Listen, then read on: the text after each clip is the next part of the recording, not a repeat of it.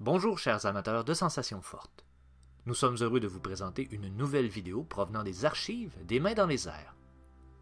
L'histoire d'un parc aquatique qui aurait pu devenir un parc d'amusement n'eût été de règlement municipal. Vérifiez si vous êtes bien attaché, nous nous dirigeons dans les Laurentides pour visiter les cascades d'eau de Piémont. Et c'est parti!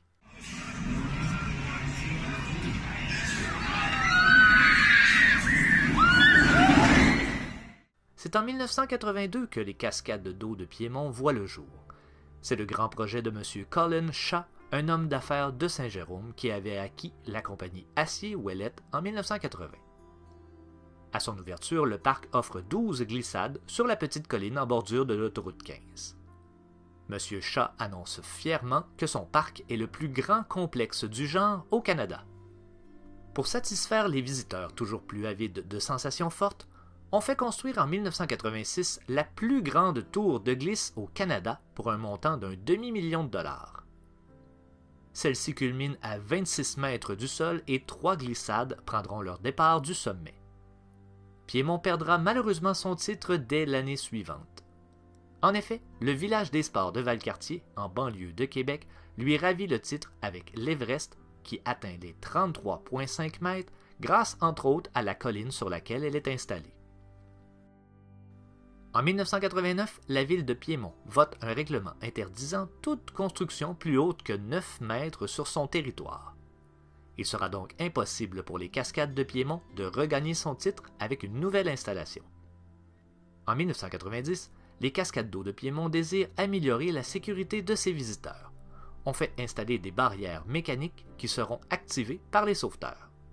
Le tarif est alors de 15 $ pour les adultes et de 9 $ pour les enfants. On décide également d'ouvrir un mini-golf, le Calypso Golf Aventure. Il était possible de jouer gratuitement à l'achat d'un laissez-passer pour les cascades d'eau, ou encore vous pouviez venir exclusivement pour cette attraction pour quelques dollars. Le mini-golf Calypso des cascades d'eau est ouvert tous les jours jusqu'à la mi-octobre. Venez profiter d'un aménagement exceptionnel. 18 trous conçus pour satisfaire tous les âges. Golfeurs explorateurs, partez à l'aventure d'un parcours unique au Québec. N'oubliez pas nos tournois à invitation. Essayez notre descente en bateau ou organisez une partie de golf en soirée. Le mini-golf Calypso des cascades d'eau, sortie 58 de l'autoroute des Laurentides. En 2001, le groupe Mont-Saint-Sauveur International achète les cascades d'eau de Piémont pour la somme de 1,5 million après avoir loué le site et les installations au cours des années précédentes. En août 2003, les propriétaires des cascades d'eau de Piémont annoncent un investissement de 4 millions de dollars pour la saison 2004. On prévoit l'installation d'une montagne russe de bois d'une hauteur de 21,5 mètres. La montagne russe en question se nommait Thunder Eagle et était située au parc Race World de Pigeon Forge. Une construction de la Philadelphia Toboggan Company, elle est ouverte en mai 2000 et est fermée en juillet 2001 suite à la faillite du parc. Démontée en 2003, elle n'attend qu'à faire revivre des sensations fortes à ses passagers.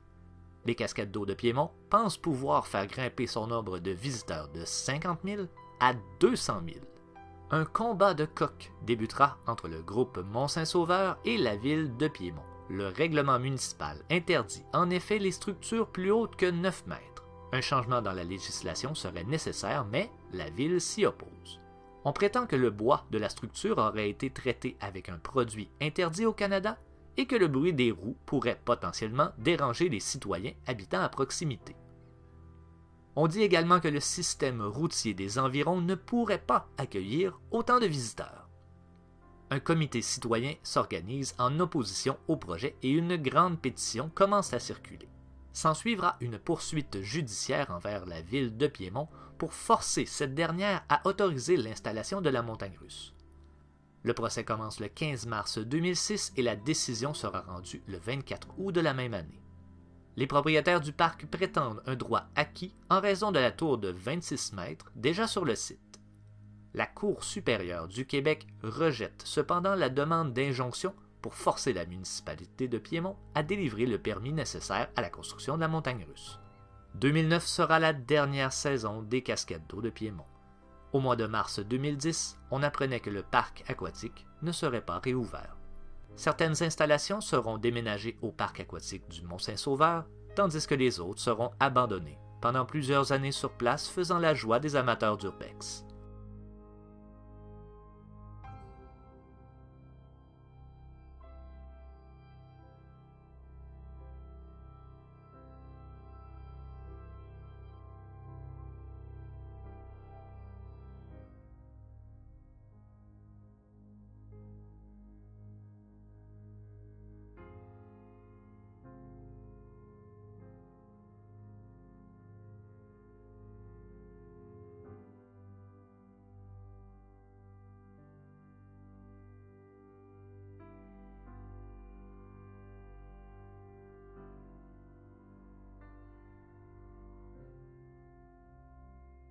La montagne russe, encore sur place bien que démontée, sera vendue au parc Bay Beach de Green Bay, où elle sera remise en fonction en 2011.